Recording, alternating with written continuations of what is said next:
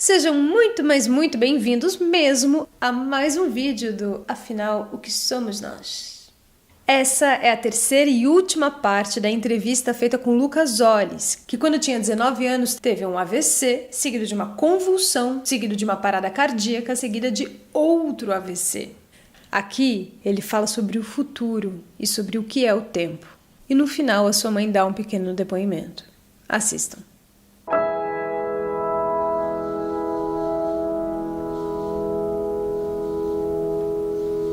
Ô Lucas, algumas pessoas com experiência de quase morte relatam que no momento da experiência eles tiveram pelo menos algum vislumbre, flash de acontecimentos futuros. Você acha que na sua experiência esse tipo de coisa aconteceu? Lá eu tive essa coisa do coletivo humano, de pensar, e agora? E aí? Como é que vamos? Para onde vamos? Como a informação lá não tem limite, eu não posso dizer que eu vislumbrei, mas eu vi, de certa forma, Futuro? Me parece o futuro. Me parece que é o futuro. Uma troca de página, outro capítulo, enfim. Com o nosso lugar aqui, o planetinha é bem diferente. Nossa casa aqui é bem diferente. Bem diferente. Bem vazio. Bem vazio. Bem vazio. Emanando algumas coisas, alguns sentimentos muito ruins. De agressividade, de fome, de desilusão, de dor, de catástrofe mesmo, de coisa bem ruim. E como nós somos todos interligados em bilhões e bilhões conversando rapidinho, trocando informação, não existiam bilhões aqui, mas éramos poucos, bem poucos. E alguns dos nossos amigos que às vezes conversam comigo, que eu não chamo ninguém para conversar, mas eles vêm. Eles falam um pouco disso, que o livre-arbítrio existe, apesar de a gente ter uma pré-agenda que a gente mesmo faz. Nós estamos muito... 70% de nós aqui, nós somos livre-arbítrio.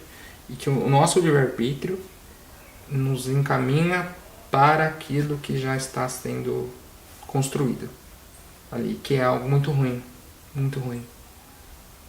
Como eu disse, a gente não tem sensação de tempo e espaço, então eu não sei quando, mas não era muito assim, porque eu tinha acabado de sofrer a experiência, voltar para lá, estava lá e via aquilo, então não acho que seja uma coisa muito distante, mas era uma coisa muito ruim. Mas imediatamente aquilo já se fechou e eu já voltei ali para o meu passeio com a minha avó. Mas não quero parecer aqui apocalíptico, não é isso. Por quê?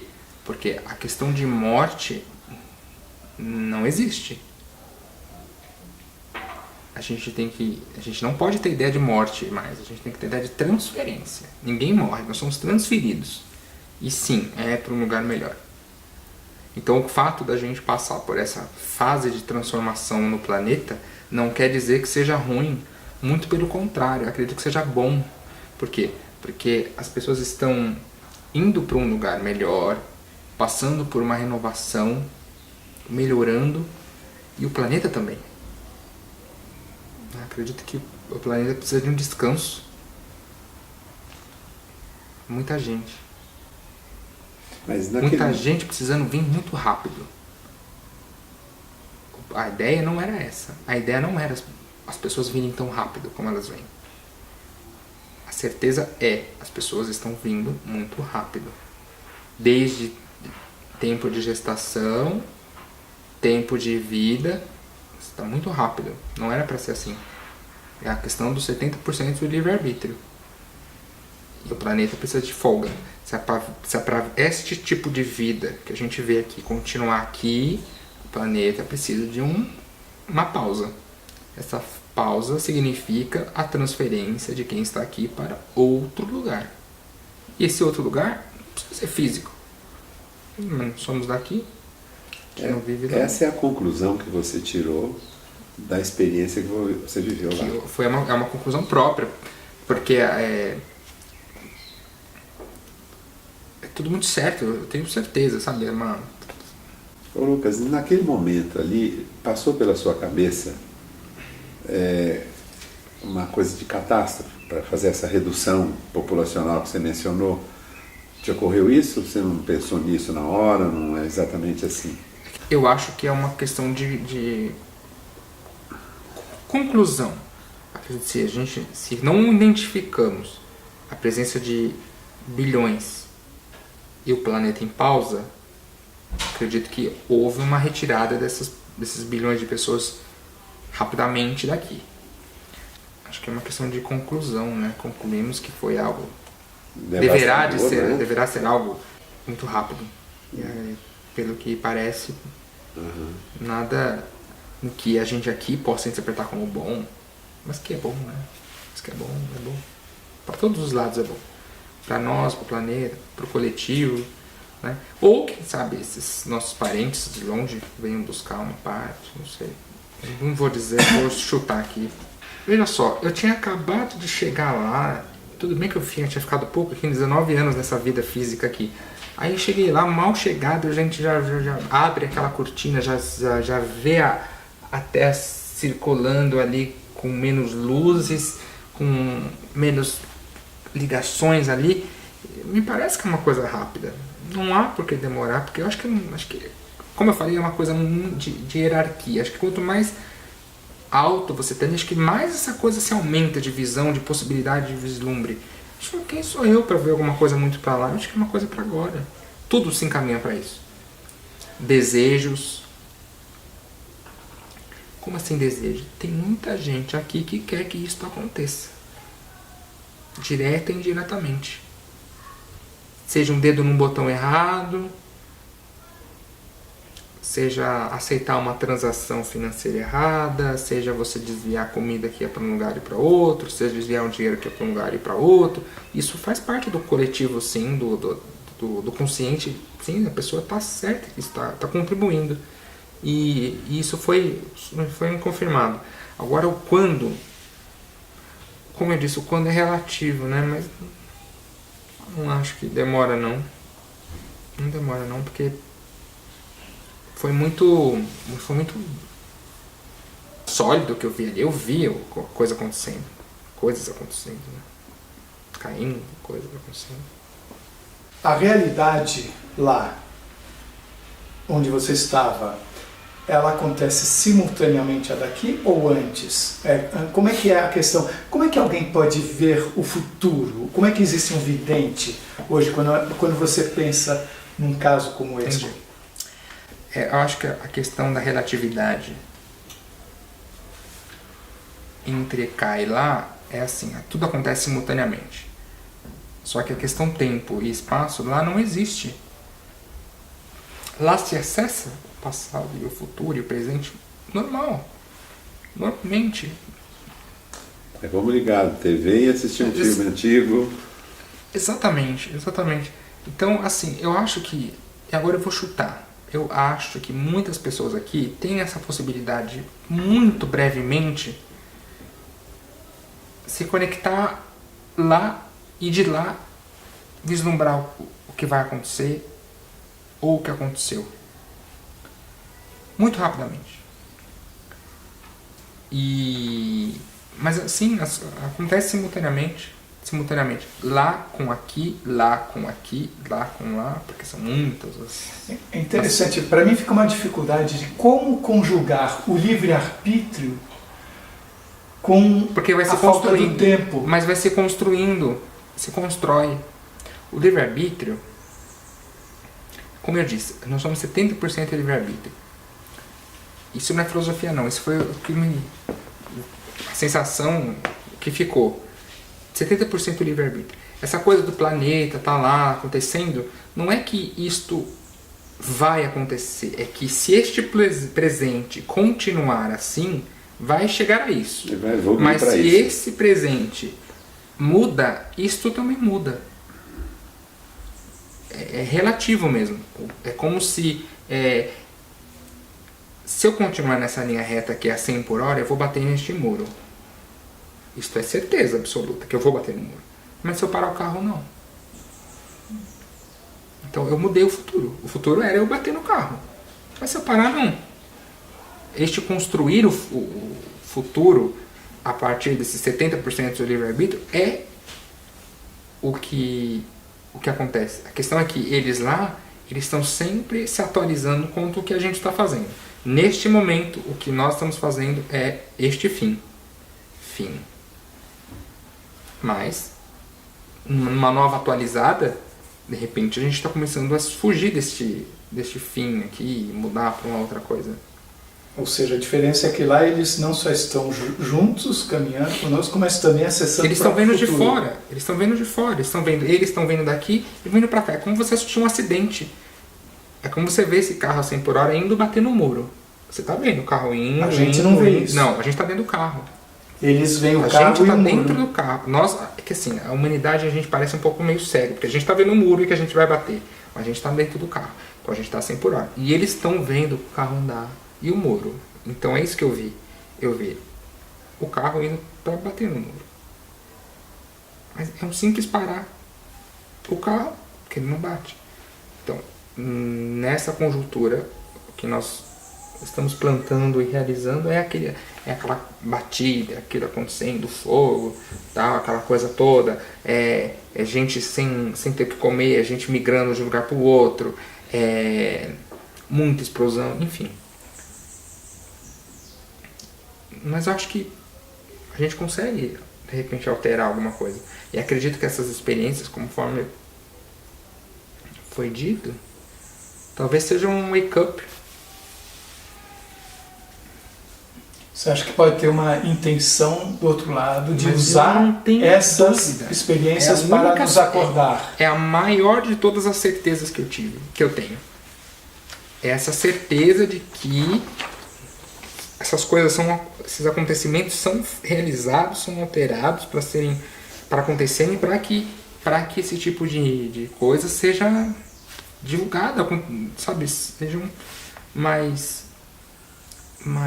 divulgadas, as pessoas saibam o que acontece. E acredito que essa coisa de que às vezes se ter um contato com lá ou eles com cá, eu acredito que isto era para ser a normalidade.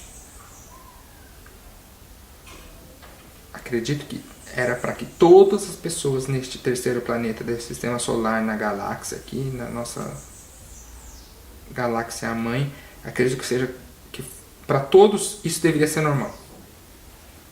Isso deveria ser comum. E não é.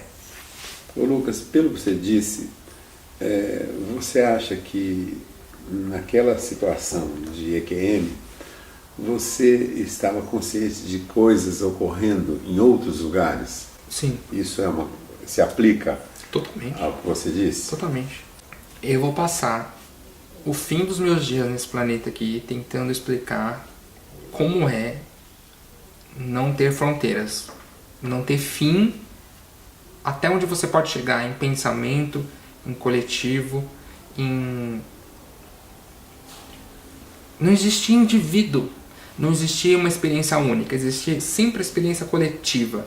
E você sentir que no final você está ligado a alguma coisa maior. Não vou me arriscar a dizer o que é. Mas não ter limite, você não está preso a um corpo que se você tem que pensar para ir para um lugar, você tem que acender alguma coisa para funcionar. Não existe isso, é uma coisa total de vivência livre, sem fim. É a consciência sem prisão. Pura. É como você poder sair voando por aí sem limite. Você vai para onde quer. Mas é muito mais que isso. É a coisa da troca de informação. E quando eu digo informação, não é só conhecimento, não. É você aprender com quem está do seu lado. É de você poder ajudar quem está do seu lado. É você ser ajudado com quem está do seu lado. É você... Puxa, vó, obrigado por ter me recepcionado aqui. Ela falou assim, não, faz parte de tudo. Eu tenho que estar aqui também. É normal. Vai ter sempre alguém que for seu familiar te recebendo. Ela não falou isso, mas eu sei isso porque essa informação, do mesmo jeito que ela me falou, isso já chegou. É normal, sempre alguém vai te recepcionar. Alguém que teve algum vínculo na sua encarnação, na sua vivência, na sua estada, na sua última passagem por lá, chame como quiser, vai estar ali para te recepcionar, para te ajudar, para te ambientar. E se você tem uma morte trágica, você não vai acordar ali onde eu acordei. Você vai acordar num lugar descansando, dormindo. Você vai ser tratado. Você vai receber alguns cuidados. E se você não tiver este grau, não estou dizendo que eu tenho um grau de evolução, não é isso. Muito pelo contrário. Mas se alguém não tiver, não for merecedor, talvez por esse lado, você não vai acordar ali naquele lugar. Você vai acordar num lugar merecedor da sua condição ali.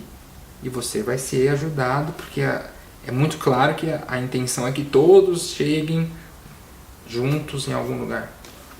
Isso é instantâneo, essa certeza, essa troca, essa É muito difícil explicar.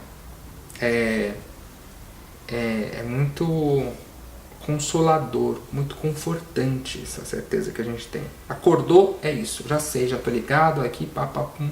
Claro, eu tinha acabado de ter a experiência de ter me visto no corpo, aquela coisa feia. De repente morri. Mas eu acredito que quanto mais tempo se passar ali, mais você vai ficando livre desta âncora que é este corpo físico. Você vai se deixando levar pelo que é a vida lá, a coletividade e tal. Ô Lucas, você passou por 2 experiências clínicas que são relativamente comuns, mas não na idade que aconteceu com você, a isquemia cerebral, o AVC, né? E no seu caso foi esclarecido qual foi a origem do AVC? Não. Todas as investigações foram feitas? Acredite, me viraram de ponta cabeça. Uma causa relativamente rara e que é sempre investigada, que a gente de rotina pede para investigar, é malformação cardíaca. Isso foi exaustivamente investigado, né? Um ecocardiograma, tudo. Dezenas de eletros. Nenhuma alteração. Só como eu falei, só de exames intravenosos, né? Uhum. Como chama? Cateterismo. Foram né? vários. Tá. Nada. E você não usava nenhuma substância? A primeira pergunta que me fizeram quando eu acordei. Porque a primeira pergunta que é muito bom você ter perguntado. A primeira pergunta que me fizeram quando eu acordei: Lucas, você usou alguma coisa? E a primeira pergunta direta que me fizeram: você usou maconha? Não foi se eu tinha bebido alguma coisa, foi maconha. Você usou maconha? Não usei nada, não bebi nada, estava dando trabalho. Exato. A cocaína, tem muitos casos relacionados com a ingestão de cocaína, porque a cocaína é uma droga vasoconstritora. As pessoas que morrem de overdose morrem de infarto, porque ela fecha as artérias, né? Então eu já vi muitos casos de AVC em jovens produzidos por ingestão de droga. Por isso te perguntaram. Não, foi feito tudo. Imagina, nunca experimentei nada disso. Nada. Foi feito todos os exames, nada de químico, nada foi encontrado no sangue, nada, nem carne de porco. Fizeram tudo que podia ter sido feito. Além disso, do ponto de vista clínico ser uma raridade, esse desconhecimento nosso, né? Por que uma pessoa saudável, jovem, tem um insulto cerebral dessa natureza? Mas o que eu ainda acho mais interessante, já puxando a sardinha para o nosso campo aqui, é por que você teve EQM, né? Essa é a pergunta que não quer calar, realmente. Ao passo que inúmeras pessoas têm parada cardíaca todo minuto, em todas as UTIs do mundo, e algumas têm EQM, não são todos. E esse fato denuncia uma certeza que não é certeza do ponto de vista médico, né? De que a causa da EQM seria a anóxia cerebral ou modificações químicas que acontecem no cérebro durante parada cardíaca, ou até mesmo de drogas que são injetadas. Durante uma parada cardíaca você faz inúmeras drogas que são psicoativas, né? Olha, então me dê mais desse coquetel. Essa mistura eu quero beber de novo. Então, mas é viciante essa mistura então que foi feita. Só que não acontece com todo mundo, né? Que usam sempre as mesmas drogas, é protocolo, né? Quanto à razão, acho que como teve começo, meio e fim a experiência, foi causada. Ela teve um objetivo, na sua opinião. Eu acho porque, veja, Quem foi a primeira pessoa a me dizer isso foi meu próprio neurologista, o chefe da... Eu digo chefe porque criou-se toda uma equipe, um coletivo, né? Eram alunos, eram os professores que iam lá, esse menino de 19 anos que eu falei pra vocês, sabe? Vamos analisar. E ele foi a primeira pessoa que falou, olha, teve um motivo. Só pode ter tido um motivo, porque você é o doente mais saudável que nós temos nesse hospital, que eu vou ter que voltar para a faculdade para estudar como é que alguém saudável teve que você teve. Porque nada, não acusou-se nada fisicamente, nada. E o que mais deixou o coletivo clínico surpreso é a ausência de sequela. Exatamente, eu ia te perguntar isso. Você não teve sequela nenhuma. Nada. Muito rapidamente eu voltei a consciência, demorei para voltar a ter movimento, tive que voltar a falar, mas os médicos ficaram, os fisioterapeutas ficaram, como é que pode? Tudo bem, é novo, mas a área afetada foi uma área grande. Então, eu acho que é meio assim, até meio engraçado, né? Vamos fazer o menino ter um negócio, ele vai, ele vê, ele volta, mas vamos deixar ele do jeito que estava. É a pior coisa que pode existir para uma mãe é ver o filho tendo uma convulsão. É que como se ele estivesse naquele momento morrendo, sabe? Se esvaindo.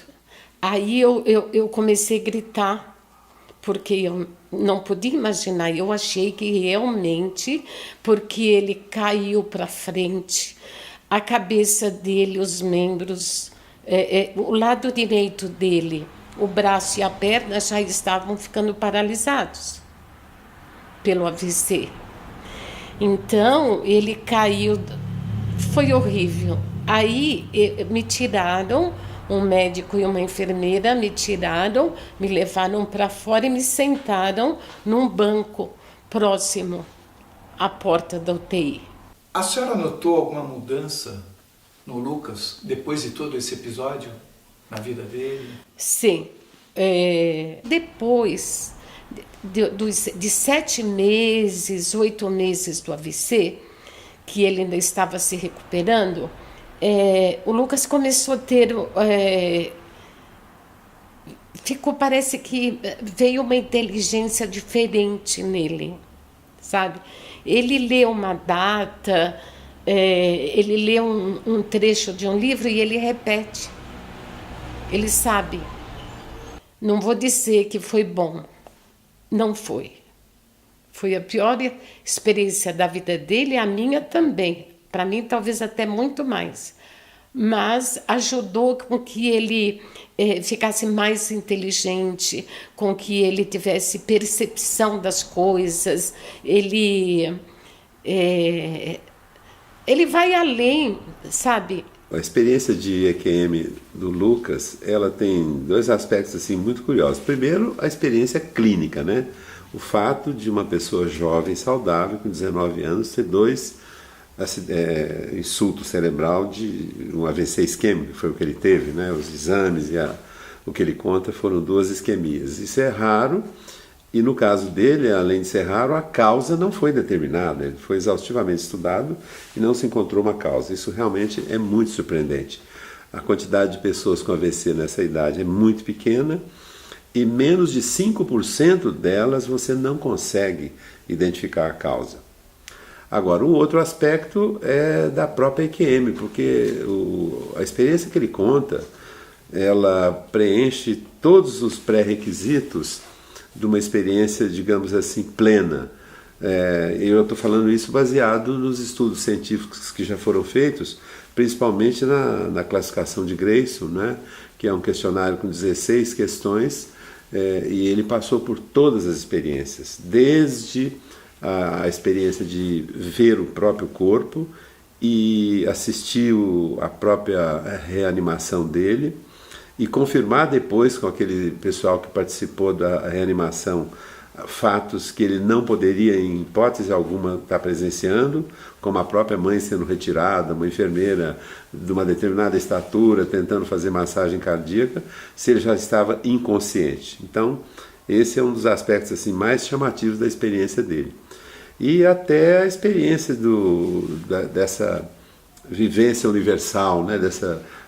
Dessa interação com o cosmos, a sensação de estar percebendo tudo que estava ao lado dele, longe dele, e até mesmo previsão de coisas acontecendo num futuro que ele não pode precisar, mas com certeza ele presenciou tudo isso. Então, a experiência dele é completa, como descrito em todos os artigos publicados sobre esse assunto.